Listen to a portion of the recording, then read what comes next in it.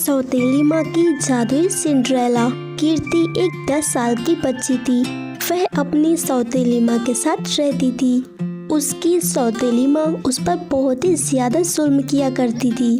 कीर्ति बहुत ही ज्यादा परेशान हो जाया करती थी। वह पूरा दिन घर के सारे काम किया करती और उसे उसकी माँ की याद आती तो वह रोने लगती।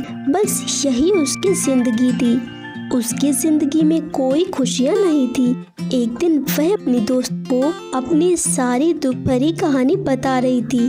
कुछ देर बाद उसकी दोस्त वहाँ से चली जाती है और वह वहीं पर उदास बैठी हुई थी। तभी वहाँ पर आसमान से उड़ती हुई सिंड्रेला आती है। तुम कौन हो? मैं जादुई सिंड्रेला हूँ और तुम्हारी शक्ल तो बिल्कुल मेरे जैसी है, बिल्कुल सेम।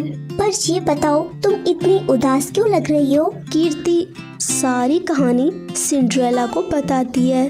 तुम चिंता मत करो, मेरे पास एक आइडिया है। तुम और मैं एक जैसे, तो तुम मेरी जगह रहो और मैं तुम्हारी जगह। देखना फिर सब ठीक हो जाएगा और तुम्हारी माँ को भी मैं सबक सिखाऊंगी, फिर सब ठीक हो जाएगा। लेकिन मुझे ये सही नहीं लग रहा। और तुम ऐसा क्यों करना चाहती हो?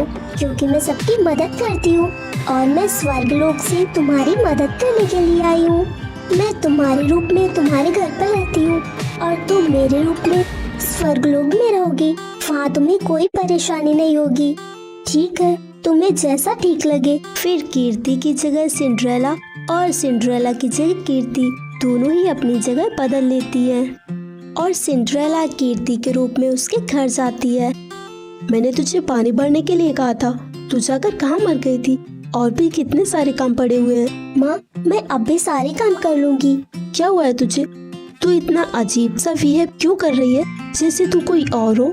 नहीं माँ, ऐसी बात नहीं है। मैं अब भी जाकर सारे काम कर लेती हूँ। फिर सिंड्रेला कीर्ति के घर में रहने लगती है। शुरू में उसे बिल्कुल भी अच्छा नहीं लगता था, क्योंकि कीर्ति की माँ उसे हमेशा परेशान किया करती। पता नहीं कीर्ति यहाँ कैसे रहती है। उसकी सौतेली माँ तो बहुत ही बुरी है। मुझे इन्हें सबक सिखाना ही होगा ताकि फिर कभी ये कीर्ति के साथ ऐसा कुछ न करे। कुछ तो करना ही होगा। फिर वह अपनी सौतेली माँ के पास जाती है। मैं कोई भी काम नहीं करने वाली। तेरी इतनी हिम्मत कैसे हुई मुझसे इस तरीके से बात करने की?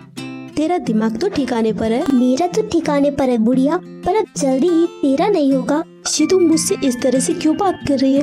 क्योंकि मैं तेरी बेटी नहीं हूँ जो सब कुछ सह लूंगी। तू ये क्या कह रही है? कहीं तू मेरे साथ मजाक तो नहीं कर रही? तू रुक, मैं अब भी बताती हूँ। फिर सिंड्रेला अपनी जादुई शक्ति से कीर्ति की सौतेली माँ को कैद कर देती है, पर तब भी वहाँ कीर्ति आ जाती है। सिंड्रेला, ये तुम क्या कर रही हो? तुमने मेरी माँ को कैद कैसे किया? वो जैसे भी है मेरी माँ, मैं उन्हें दुखी नहीं देख सकती। ये सारी बातें सुनकर कीर्ति की माँ को अपने किए पर बहुत ही पछतावा होता है। वह कीर्ति और सिंड्रेला दोनों से ही माफी मांगती है और उस दिन से कीर्ति को अपनी सगी बेटी जैसा प्यार करने लगती है। सो फ्रेंड्स, अगर आपको ये कहानी अच्छी लगी हो तो वीडियो को लाइक कीजिए, चैनल को सब्सक्राइब कीजिए और हमें कमेंट करके जरूर बताइए कि आपको कहानी कैसी लगी।